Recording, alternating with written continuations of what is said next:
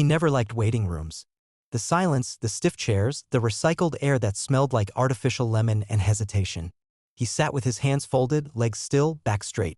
He was used to being early, arriving 10 minutes before every meeting, every interview, every deal. Not because he was eager to impress, but because he liked to watch, to listen, to feel the rhythm of a place before it knew what to make of him. That morning, the building had a pulse of its own. High ceilings, brushed steel, open glass. The kind of space that called itself modern but echoed old rules. Everyone moved with curated confidence, expensive shoes, controlled laughter, eyes that scanned without landing. He was dressed clean but simple. Black button-down, dark jeans, quiet shoes. No flashy watch. No monogrammed folder. He brought only what mattered, his experience, his ideas, and the product he had built from scratch over the past 3 years. A platform that worked. That solved a real problem. That needed only one shot. He had applied the standard way, through the portal, through the filters, through the maze. The automated replies, the delayed responses, the quiet rejection loops. Until finally, he got the call. A chance to pitch, to present, to prove he belonged. When the hiring manager arrived, the first glance told the story. A quick scan. A flicker of doubt. Like the system had malfunctioned and let the wrong one through. The interview began before the door even closed. Fast questions. Clipped answers. No curiosity. They didn't ask about his metrics. They didn't ask about his growth strategy. They asked how he'd adapt to a fast-paced team dynamic. How he handled constructive feedback. How he felt about brand alignment. He answered calmly. Thoughtfully. Confidently. But it didn't matter. They weren't listening. They had already decided. The final moment came like a handshake with no hand. One of them leaned back, arms crossed, and said, "We don't really hire people like you. It's just not a fit." He smiled. Not because it was funny. Because it was familiar. He stood, nodded once, and left the room as quietly as he had entered. On the elevator ride down, he didn't replay what he should have said. He didn't curse the system. He didn't fume. He just opened his phone, opened his app, and checked the numbers. They were growing. They were steady. They were undeniable. And one day he knew the same people who didn't hire him would need him. Not as an employee. As an answer. The rejection didn't slow him down. It centered him. There was no sting left in words he'd heard before. He had learned long ago that some doors weren't locked, they just weren't built with people like him in mind. And so he stopped waiting for them to open. He started building instead. He left the glass tower that day and walked straight into a different world, one where ideas mattered more than accents, where execution beat aesthetics. He rented a space above a laundromat, turned the back room into a working lab, and brought together a small team of people like him. People who had been told they didn't belong in boardrooms. People who didn't wear suits but carried vision in their minds and hunger in their bones. There was no seed round. No angel investors. Just grit. Just code and coffee and late nights that blurred into sunrises. The platform they built was lean, smart, and quietly revolutionary. It didn't scream. It worked. And in a world filled with noise, function became its own kind of loud. Users came first by accident, then by word of mouth. Small teams. Then startups. Then mid-sized companies trying to move fast but stuck in molasses. His platform gave them traction. Every bug was fixed within hours. Every user email was answered by a human. Every dollar was reinvested. He didn't chase scale for the sake of bragging rights. He chased stability, efficiency, value. Meanwhile, the company that rejected him posted job after job looking for unicorns. Their branding stayed strong, but their product lagged. Their churn rate rose. Their roadmap stalled. They spent millions trying to fix what they didn't understand was broken culture masked as exclusivity. His company grew quietly. He didn't post motivational quotes on social media. He didn't pitch at flashy demo days. He built. Silently. Consistently. Patiently. 6 months in, a client forwarded him a slide deck. It was from the same company that had once told him, "We don't hire people like you." In the deck, there was a SWOT analysis. Under threats? His product. They didn't know it was his. Not yet. He stared at the slide for a long time. Then closed the file. Because power doesn't always look like a podium. Sometimes it looks like the quiet satisfaction of watching the wall crack from the outside. The office didn't change, but the energy did. The space above the laundromat became a hub of movement, rapid development cycles, back-to-back strategy meetings, late nights punctuated by breakthroughs instead of burnout. They didn't have a receptionist or a conference table. They had folding chairs, whiteboards, and a growing list of clients who didn't care about appearance. Only results.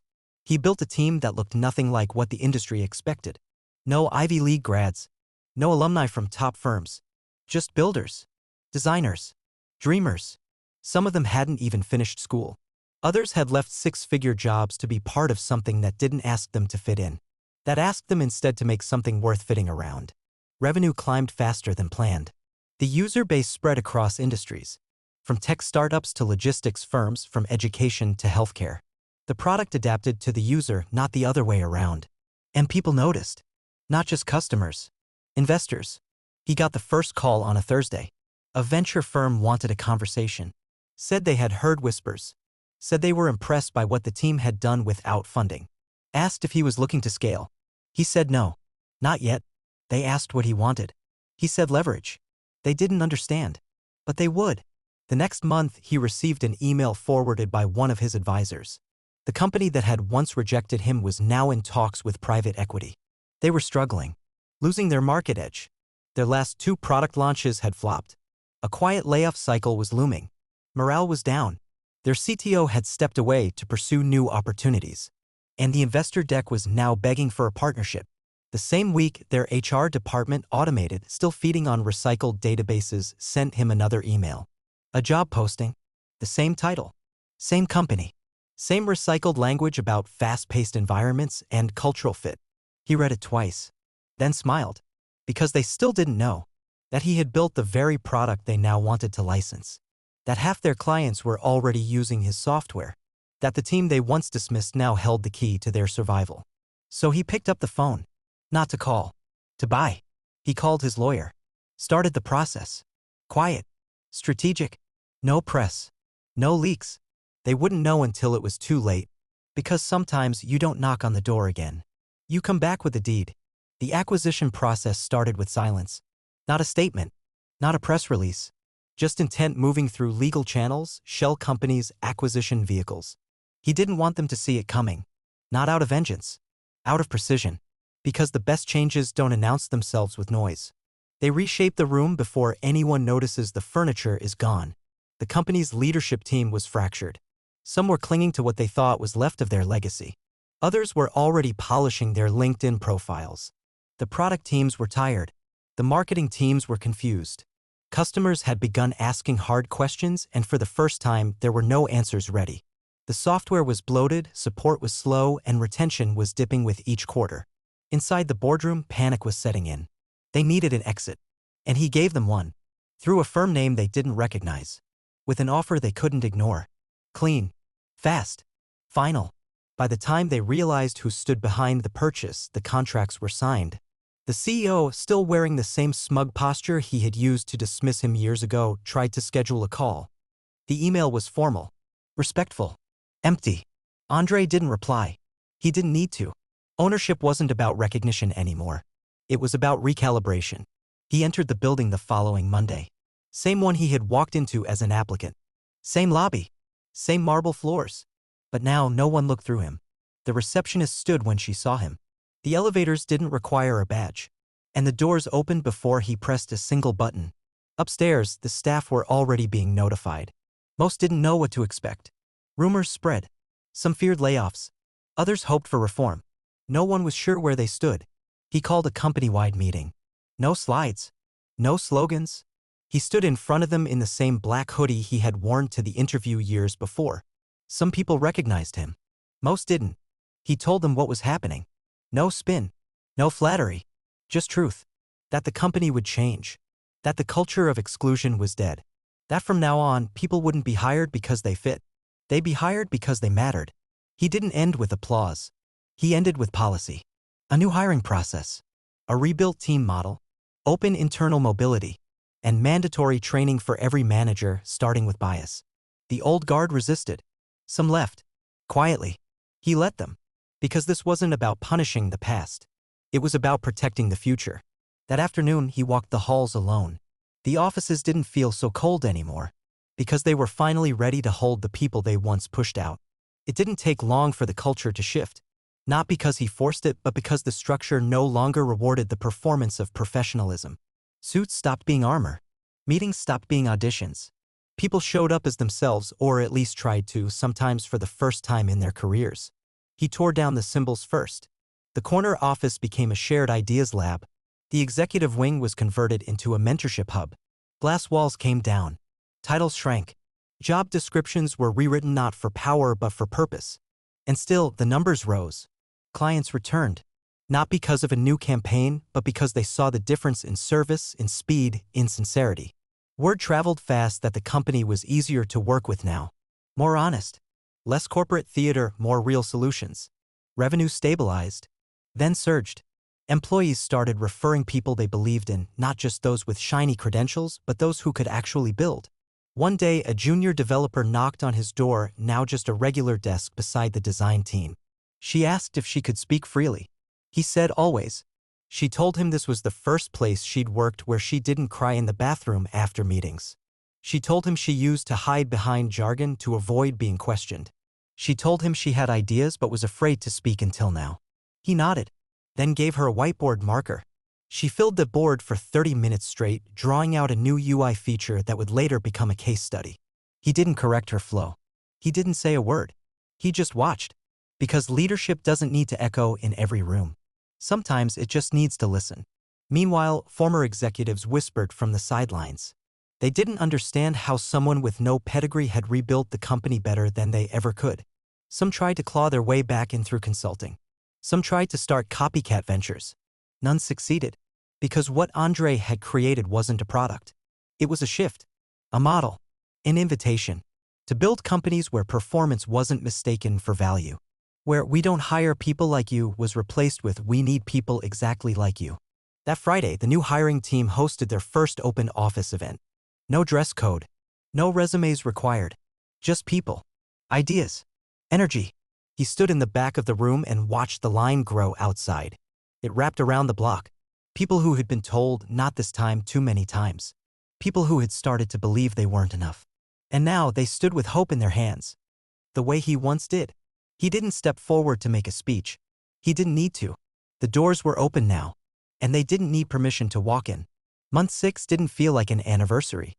It felt like continuity. Not a celebration, but a checkpoint. The company didn't need a ribbon cutting, a gala, or a front page feature. It had become what it was always supposed to be, a place that worked. Efficiently. Honestly. Quietly powerful. The people inside no longer walked carefully. They moved with rhythm, with confidence, with presence. They spoke openly, shared freely, debated without fear of being outcast. Meetings became collaborative sprints, not power plays. Performance reviews turned into reflection sessions. Feedback wasn't a weapon, it was a tool. Andre watched from the inside. Still in his hoodie. Still near the center, but never at the top. He never rebuilt the hierarchy. He just erased it. Not entirely. He still believed in accountability. In structure. But not in status disguised as systems. What he had created didn't look like a company. It looked like trust. A former employee, one who had once sat on the panel that rejected him, requested a tour. They had left before the change. Started a consultancy. Said they were curious about how he made it work. He agreed. No bitterness. Just presence. They walked the halls together. The former exec kept trying to find the secret, asking about systems, structures, strategic frameworks. Andre didn't offer any big revelation. He just showed them the team. A designer who once cleaned offices after hours now led cross-functional sprints. An engineer who'd never been taken seriously for his accent now ran infrastructure. A mother of 3 who once apologized for leaving early was now director of operations. The former exec paused. Then said, "I guess we just didn't know how to see them." Andre didn't reply. Some truths don't need a response. At the end of the tour, the visitor asked if he was open to partnerships. He shook his head. Not right now. Not until they stopped asking how he changed the game. And started asking why they never saw it needed to change. That night, Andre stayed late. Not working. Sitting. By the same desk he had once interviewed at. It had been replaced now. The room looked different. But he remembered it. The coldness. The filtered language. The way they had told him without saying it directly, "You don't belong here." Now, that room didn't exist anymore. It had been converted into a quiet room for reflection. Low lighting. Soft chairs. No laptops allowed. Just space. For breath. For silence. For thought. He smiled. Not because he'd won. but because no one else would have to lose like he once did. Not here. Not anymore. Because the words "we don't hire people like you" would never be spoken in this company again. Not just because of who owned it, but because of what it now stood for.